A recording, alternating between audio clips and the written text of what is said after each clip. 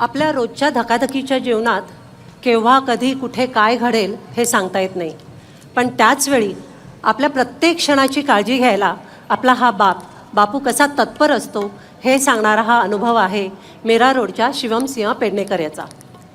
2002 साली पेडणेकर कुटुंबियावर खूप मोठी आपत्ती ओढवली आणि ती म्हणजे शिवमच्या वडिलांना पॅरालिसिस झाला. त्यांचा जॉब गेला, आर्थिक अडचण निर्माण झाली, पैशाची चणचण भासू लागली, बिकट परिस्थिती निर्माण झाली आणि शिवमला वाटलं की आपल्याला आता नक्कीच हालचाल करायला हवी, आपल्याला कुठेतरी जॉब बघायला हवा. अवघा 16 वर्षाचा होता हो शिवम तेव्हा. त्याच्या काकांचा गोरेगावला कारखाना होता, तो तिकडे कामावर रुजू झाला.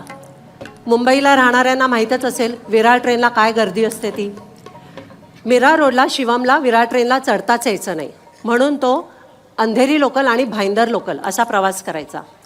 बघा, घरापासून ते मीरा रोड स्टेशन अर्धा तास चालत, त्याच्यानंतर लोकलचा हा प्रवास आणि त्यानंतर गोरेगाव स्टेशन ते कारखाना अर्धा तास चालत, असा त्याच्या जीवनाचा खडतर प्रवास सुरू झाला. एक दिवस त्यांच्या कारखान्यात खूप काम होतं आणि त्यामुळे त्याला 2 तास अधिक थांबावं लागलं. खूप थकला होता, भूकही लागली होती. त्याच अवस्थेत तो गोरेगावपर्यंत चालत आला, अंधेरीला आला, पण बघतो तर काय, अंधेरी लोकल निघून गेली होती. पुढची लोकल तब्बल 2 तासांनी. शिवमने विचार केला आता मिळेल ती लोकल पकडायची आणि घरी जायचं, कारण दुसऱ्या दिवशी पुन्हा सकाळी लवकर उठायचं होतं. भूकही खूप लागली होती. पुढची ट्रेन 15 मिनटं लेट, विरार ट्रेन 15 मिनटं लेट, म्हणजे तुम्ही विचार करू शकता तोबा गर्दी. फक्त 3-4 मंडळी चढू शकली, त्यातला एक शिवम होता. शिवमने ट्रेनचा रॉड पकडला आणि ते पावसाचं पाणी गळून जाण्यासाठी पन्हाळं असताना त्याची पट्टी पकडली. जेमतेम फुटबोर्डवर त्याची बोटं टेकली असतील आणि ट्रेन चालू झाली. काही क्षणातच शिवमला वाटलेलं की गर्दी थोडी आत होईल आणि आपल्याला थोडा आत सरकायला मिळेल, पण गर्दीच एवढी प्रचंड होती.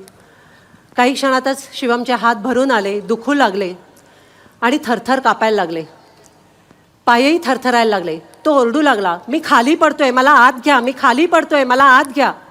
पण गर्दीच इतकी होती की कोणाची इच्छा असूनही ते कोणी त्याला मदत करू शकत नव्हतं. आता त्याच्या डोळ्यासमोर त्याचे आई बाबा घर आलं आणि तो बापूंना म्हणाला, बापू हा माझा तुम्हाला शेवटचा हरिओम. आणि त्याला भोवळ येऊ लागली. त्याच वेळेला त्याला असं जाणवलं की त्याच्या डाव्या हाताला एक हाफ स्लीव्ज व्हाईट शर्टमध्ये उंच व्यक्ती उभी आहे, जिच्या बापूंसारख्या मिशा आहेत. त्याला त्यांचा चेहरा दिसत नव्हता.